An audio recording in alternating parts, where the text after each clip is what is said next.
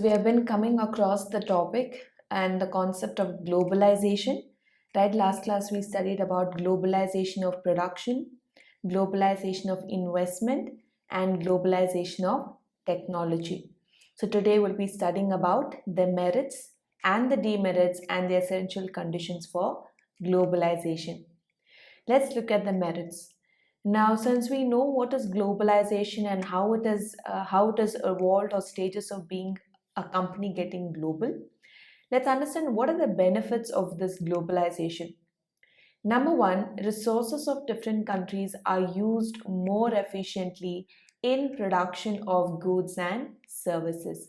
Definitely, isn't it? Because of globalization, we are able to exchange the resources and also utilize them to the fullest potential.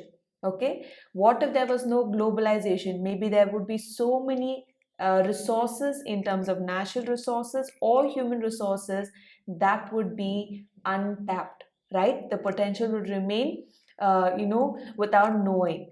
But thanks to globalization, we have an exchange of skills, an exchange of knowledge, and because of which the resources are getting efficiently utilized. It can be in production of goods or services. And the next point is consumers get a wide variety of products and services to choose from. Isn't that right? If we just had, the local market, let's say in our country or in our state or even in our city, we would have very handful of products or handful of services available to us.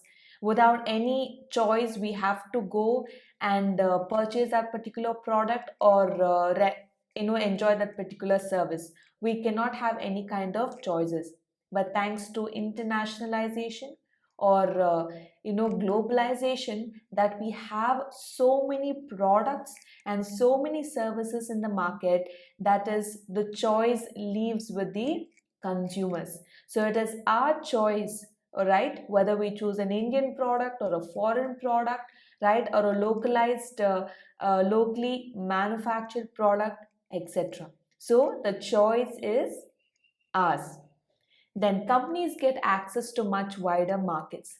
Now, as and when the company is growing, right, starting from being a local company or a local market, the company, once it fulfills or reaches the saturation of demand and supply in a particular locality, definitely the company wants a new market, right? So once even the local company has completely captured the entire economy of a country or a home country, the best way is to explore the markets in the other countries. That is through international market or through globalization. So companies also have a benefit of having the access to much wider markets. 4. Global mass media allows vital information to be shared between individuals and corporations.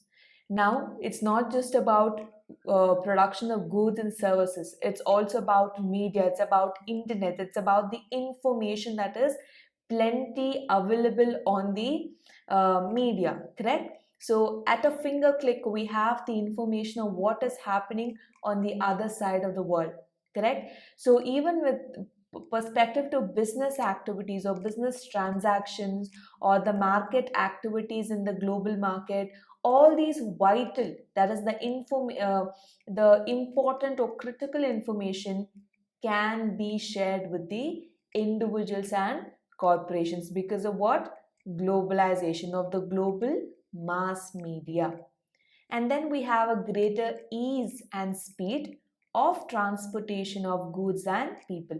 So thanks to all the developed transportation facilities, right, we can transport goods or people easily or without much hassle, correct? So these are the few. There are a lot more benefits of globalization. I just wanted to highlight a few over here. Let's look at the demerits of globalization. Let's also, as much as we see merits or advantages, we also see disadvantages. Number one, economic depression in one country can trigger adverse reaction across the globe, right? So our entire globe or world consists of developed countries, right? Developing countries and underdeveloped countries. So when this market becomes a global market, right? Beyond boundaries, beyond economies, the entire globe becomes one market. What can be the possible disadvantage is if one particular country goes through an economic depression, right? Or some kind of natural calamity or some kind of economic calamity, etc., it would simultaneously affect all the other countries, right? That's why they use that word, can trigger adverse reaction. Now one of the leading countries, let's say, is Russia, right, in the world, or USA. Now something happens with USA government or Russian government, we can see the immediate impact in all the countries across the globe. You can see it in stock market, right? You can see it in the policies or regulations of the government quickly changing, etc. So that is one of the major disadvantage. One country falls down or has an issue, it will have an impact on other countries as well. Second, companies face greater competition. This can put the smaller companies at disadvantageous position as they cannot compete at a global scale. This is so true, at least with our country. Yes or no? Indian market has so many local traders or so many local businesses that have lost their market. Why? Because there is so much of FDI coming in, right? There's so much of export or there's so much of import, goods that are imported from other countries into India, that people begin to only purchase foreign goods or services. They do not opt for the locally produced goods and services. As a result, what happens? These small or local traders or companies lose their market.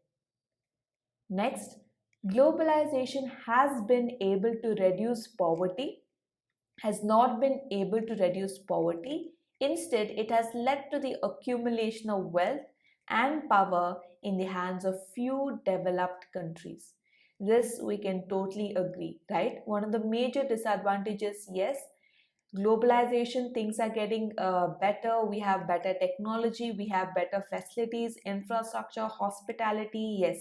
But then, this same globalization has not been able to impact or benefit poverty, right? The poverty stage is still the same, not just in our countries but in many other countries, right? So as the saying goes, the rich get richer every day and the poor get poorer every day, right? This is so much the reality. Even though we can see so much of development on one side of the world, but there's so much of poverty and malnutrition on the other side of the world, right? So what happens is, where is all the wealth going? It is only going to the few developed countries, right?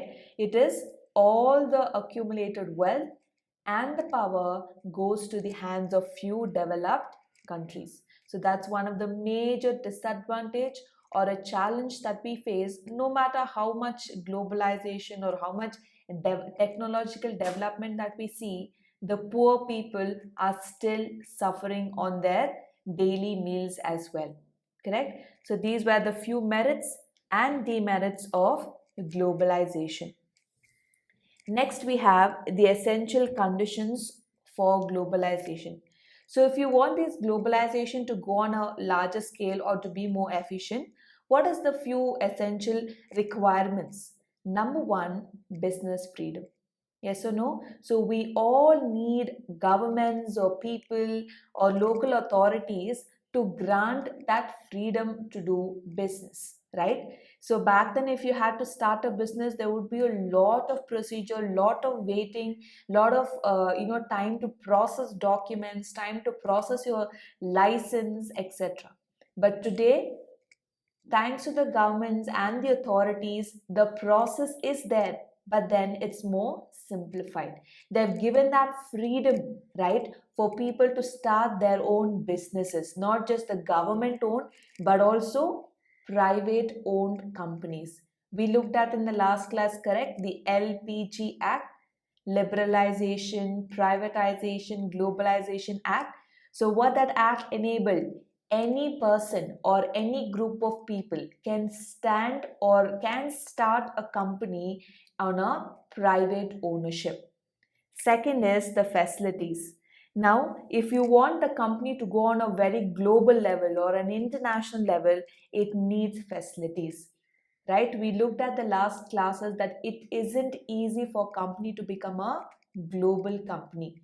Even though every company starts off as a domestic company, it has to improvise, or its profits has to increase, or the market share has to increase, and thereby the facilities are important, right? Without the facilities, like let's say financial or infrastructure, hospitality, all these facilities are important for a company's growth as well as survival. Number three, government support. As I told, if the governments are not in place, if the government rules and regulations are not simplified, it does not make any difference for the companies or entrepreneurs. So, it is important that the government also supports entrepreneurs, supports exports, supports foreign direct investment, and so on and so forth. So it is very key important thing is the support of the government authority. Number four, resources. Now, resources is one of the important factors which often decide the ability of the firm, right? Do you have the resources from being a domestic company moving into an international company? So, resources are important. What are the company's strength? What is the major resource of a particular company? Is it strong in the quality? Is it strong as a initiator of a particular product? Right? What is a strong resource that can find a better and an easier route in the global market? Number five, competitiveness. Now, in order for a company to be growing from domestic to international, right, to a multinational or to a global company, it needs to be competitive, because it's not one company that's out there. There are thousands and thousands of companies competing in a particular market or an industry, right? Like an automobile industry, information technology industry, pharmaceutical industry, software industry, correct? There's so many different industries, and within each industry, there's so much competitors competing against one another. Now, what happens when there is a healthy competition? It enables each company to give their best in terms of quality, in terms of cost, in terms of their marketing abilities, financial decisions. It helps them to become best and better each day. So competitiveness is another driving force for company to become global. Number six, supply of labor.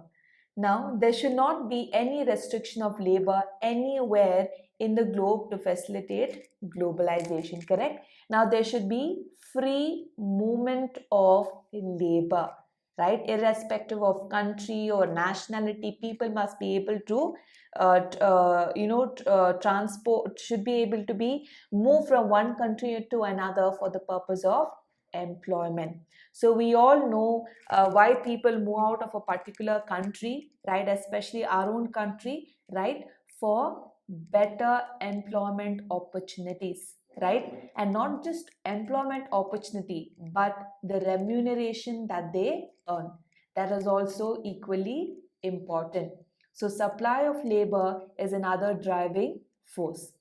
Number seven, free movement of goods. So, different economies of the world should facilitate the free movement of goods and services. If they keep any kind of restrictions or any kind of imposition that certain goods are restricted, certain services are allowed. Okay, if such things are there, then globalization would be difficult. So each economy or the government must encourage free movement of goods and services. Next, we have free movement of capital. As I always tell, and we all know that finance is the lifeblood of any business or any company. It's a domestic, it's a local, or it's a global company. So, for globalization to be more efficient, definitely free movement of capital is very much important. So they should try, every economy must try and ensure there is free movement of capital across different countries. That means the entire financial structure have to be improvised in terms of banks, in terms of institutions offering loan, right? Venture capital, right? There are so many options for finance or funds to be raised, and that must not be restricted. The, the last condition is increased tolerance and respect.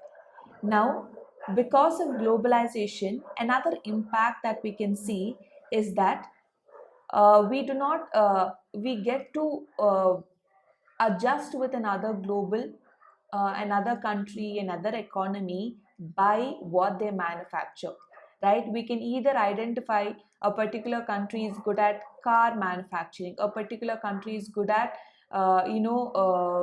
food products, a particular country is good at pharmaceutical. So that way we build a healthy relationship between countries. So what does that happen? It gives us an increased tolerance and respect, or I would say it is a mutual respect between economies and countries. So that way we do not have any kind of fighting or any kind of war situation, etc. Because of globalization, we are all interdependent upon each other, right? So therefore we learn to respect and tolerate with each other economies. So these are the 9 different points of essential conditions: business freedom, facilities, government support, resources, competitiveness, supply of labor, free movement of goods, free movement of capital, and increased tolerance and respect.